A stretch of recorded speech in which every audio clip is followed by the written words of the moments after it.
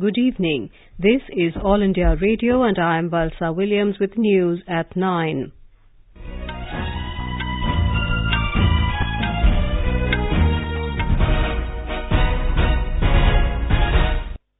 The headlines. Home Minister Rajnath Singh says development of Northeast region is vital for the country's progress. President Ramnath Kovind says Indology has a significant role in making of modern India without ignoring its cultural roots. BJP President Amit Shah describes the Grand Alliance as an eyewash, illusion and based on falsehood. And in sports, Ankur Mittal wins men's double trap gold in International Shooting Sport Federation World Championship, and Japan's Naomi Osaka to face Serena Williams in women's singles final of US Open tennis tonight.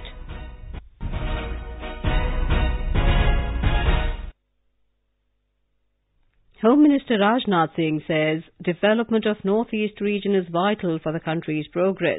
He was speaking at the Nest Fest in New Delhi today to welcome fresh students from the Northeast to Delhi. He said the Narendra Modi government is committed to increase communication and linkage as well as mobility in the region. Mr. Singh said the Prime Minister wants speedy development of the region and stressed that India can only develop when the Northeast develops.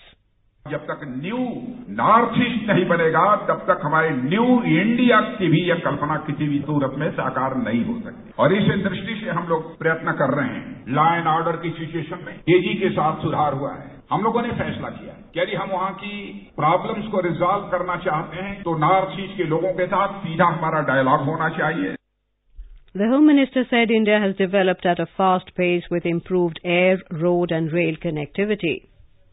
President Ramnath Kovind has said cooperation among different disciplines presents a great opportunity to rediscover aspects of ancient Indian wisdom that can solve many of our contemporary problems.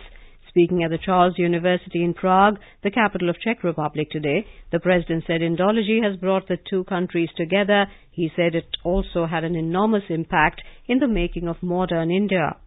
Indology has not just brought our two countries together, it has had an enormous impact in the making of modern India.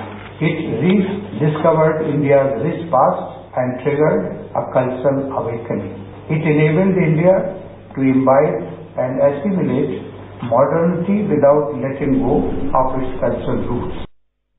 The President said that studies on yoga have confirmed the positive impact it has on human health and well-being. He expressed happiness at Yoga and Ayurveda receiving overwhelming support and interest in the Czech Republic.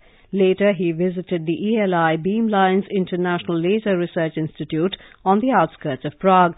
The ELI Beamlines Laser Institute is the frontline institute for research in high-energy physics.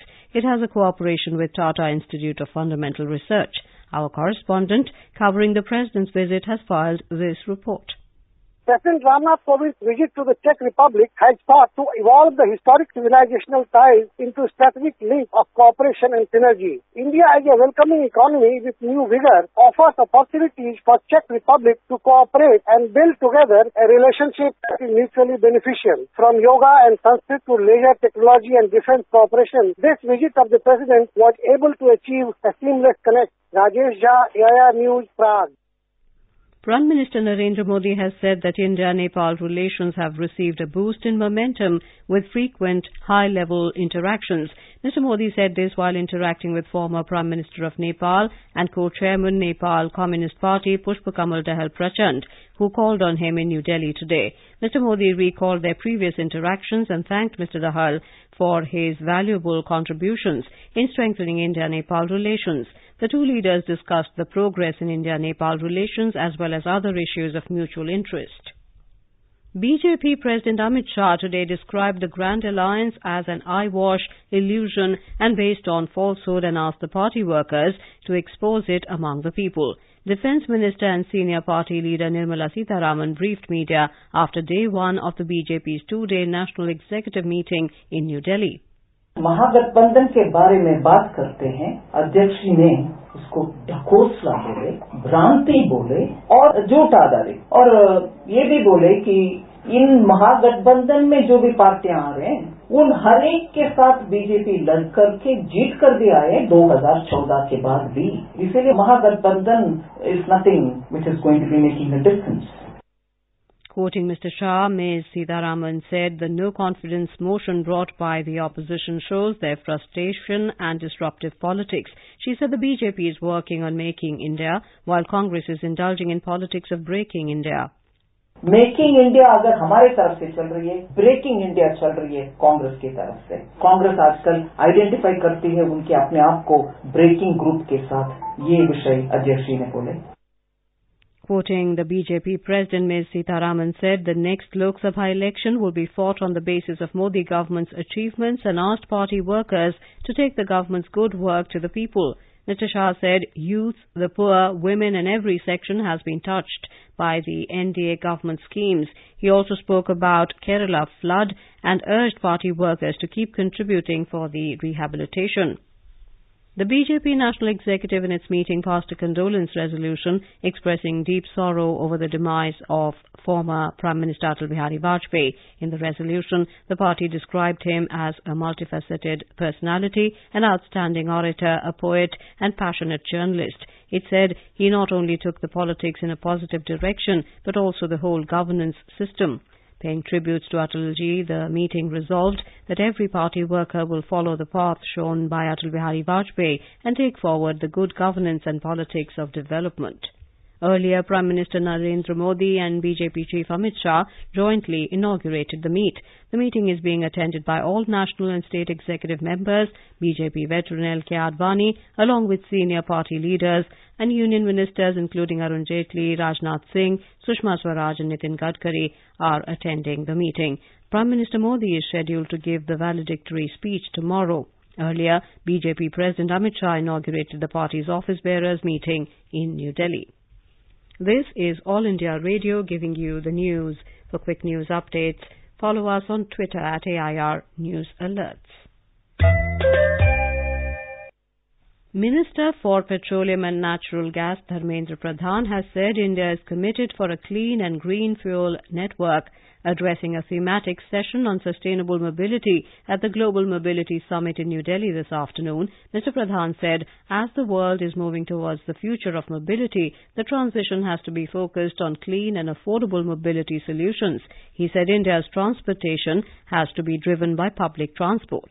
The minister said Delhi Metro is a remarkable example of a city embracing its public transport. He said though India is not amongst polluting countries, the government is committed to uphold Prime Minister Narendra Modi's promise at COP21. Addressing the summit, Housing and Urban Affairs Minister Hardeep Puri has said a robust public transport system is the need of the hour. Mr. Puri said urbanization is taking place rapidly in India and it is important for the country to have better transport facilities.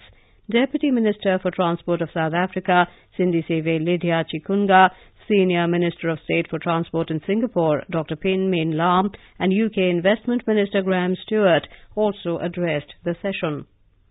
In Jammu and Kashmir, under Deen Dayal Upadhyay Gram Jyoti Yojana, coordinated efforts have been made for successful and effective implementation of the initiatives undertaken for power sector reforms to cover all unelectrified villages in the state. Rural electrification was taken up under the flagship scheme in targeted districts of Riyasi, Ramban, Rajouri and Kishtwar of Jammu province and Bandipur, Kupwara, Leh and Kargil of Kashmir division. Here is a ground report from our correspondent on rural electrification in Jammu. It took 70 years after independence for electricity to reach a remote tribal village in the border district of Rajouri in Jammu and Kashmir. Under Deen Dayal Upadhyay Gram Jyoti Yojana, around 325 homes of the far-flung village Narla Bhambal, situated in mountainous Pir Panchal region, recently received electricity for the first time. Expressing their happiness with the dream of getting their village electrified coming true, the villagers said that with this, a new chapter of development and progress has begun and that the electricity supply would help their children do well in their studies. मेरा नाम खादिम हुसैन है। अब light आ गई है। हम पढ़ते थे, पहले लाइट नहीं थी तो हमें बहुत मुश्किल थी, दिया जला जला के पढ़ते थे। अब हमें लाइट आ गई, बहुत सहूलत हुई। मेरा मोहम्मद असलम नाम है। हमारा बाप दादा जो है वो अंधेरे में बैठा था, चाहे हर घर में लाइट, कोई मेद नहीं। हमारा बाप दादा इसमें जिनकी गुजर गई है, कोई मर गए, बाकी को बूढ़े मरने वाले, उनको पता नहीं कि लाइट कैसी होती है। तो आज लाइट लगी, बहुत बहुत शुक्रिया। फिर हमारे बच्चे लाइट में बैठ के पढ़ेंगे। With no electricity, the people in this village depended on the use of traditional fire lights locally called mashal or dini to light their houses etc. during night. Absence of electricity meant no access to modernization. ये पहला मौका है कि यहाँ पर light लगी है तो उन्होंने बल्ब देखे कि ये लाइट कैसी होती है, इसके कितने फायदे हैं। इसमें चक्की भी चली है, अब लाइट की जो रोशनी भी है, इसमें बच्चे बैठ के आराम से पढ़ते हैं। This was the last unelectrified village of this border district, and with Deen Dayal Upadhyay Gram Jyoti Yojana, the far-flung Rajouri district of Jammu and Kashmir has become the fully electrified district. Yogesh Sharma, AIR News, Jammu. Uttar Pradesh Chief Minister Yogi Adityanath today suspended Sutta Singh, Secretary Examination Regulatory Authority, for irregularities during appointment process of assistant teachers in government schools. He also constituted a high-level committee to probe into the lapses. The team will investigate the matter and submit its report in 7 days. In Uttar Pradesh, the government has intensified relief operations in flood-affected areas. More than 1,000 villages of 28 districts in the state are reeling under flood. Several ministers today visited different districts and reviewed the rescue work. Irrigation Minister of State Dharampal Singh told AIR that the government will construct homes for those who lost their houses in the flood or by erosion of land. More from our correspondent. Ganga and its tributaries are wreaking havoc in central part of the state. Many villages in Meerut, Bijnor, Sambhal, Badaयूं, Farrukhabad, Kannauj, Kanpur and Unnao are flooded, forcing thousands to take shelter at safer places. In Bundelkhand region, water released from various dams has flooded many villages. Met Department has predicted heavy rain at different parts of the state in coming days. Sushil Chandra Tiwari, AIR News, Lucknow. In Odisha, due to incessant rain over northern and western districts, rivers including Baitarni, Shalandi and Kharasrota are in spate. Our correspondent reports that the local administration is providing cooked food in waterlogged areas. As a result of heavy rain over basin of river Baitarani, Shalandi and Kharasrota, vast areas of Bhadrak and Jajapur districts have been submerged under floodwater. 37 Gram Panchayats of Jajapur district and 42 Gram Panchayats of Bhadrak districts are affected with floodwater. Local administration of both the districts are providing relief materials in flood-affected areas. Sudhanshu Dada for AIR from Bhubaneswar. On to sports. Ankur Mittal claimed the men's double trap gold medal in the International Shooting Sport Federation ISSF World Championship in Changwon, South Korea today. With this gold medal, the Indian shooting team continued their dominance in the premier tournament. Ankur shot 140 out of 150 to go into a shoot-off for gold with China's Yi Yang and Slovakia's Hubert Andre. The 26-year-old overcame the Chinese 4-3 to emerge triumphant after the Slovakian had missed his second shoot-off clay target to settle for bronze. Ankur also won the team bronze in the event along with compatriots Mohammad Asab and Shardul Vihan, their tally of 409 points, putting them behind China's 410 and gold-winning team Italy's tally of 411. After the seventh day of competition, India have 20 medals, 7 gold, 7 silver and 6 bronze, putting them in the second position behind Korea and ahead of China. In US Open tennis, Japan's Naomi Osaka will face her idol Serena Williams in the women's singles final tonight. Osaka beat American Madison Keys 6-2, 6-4 yesterday to reach her first ever Grand Slam final. The 20-year-old is the first female Japanese player to reach a Grand Slam singles final. In men's singles, world number 1 Rafael Nadal retired from the semi-final while trailing Juan Martín del Potro of Argentina 7-6, 6-2. In the final, Novak Djokovic will meet Potro tomorrow. India won 94 for 2 in their first innings in reply to England's 332 on the second day of the fifth and final cricket test at the Oval, London, a short while ago. And now, before we end the bulletin, the headlines once again. Home Minister Rajnath Singh says development of North-East region is vital for the country's progress.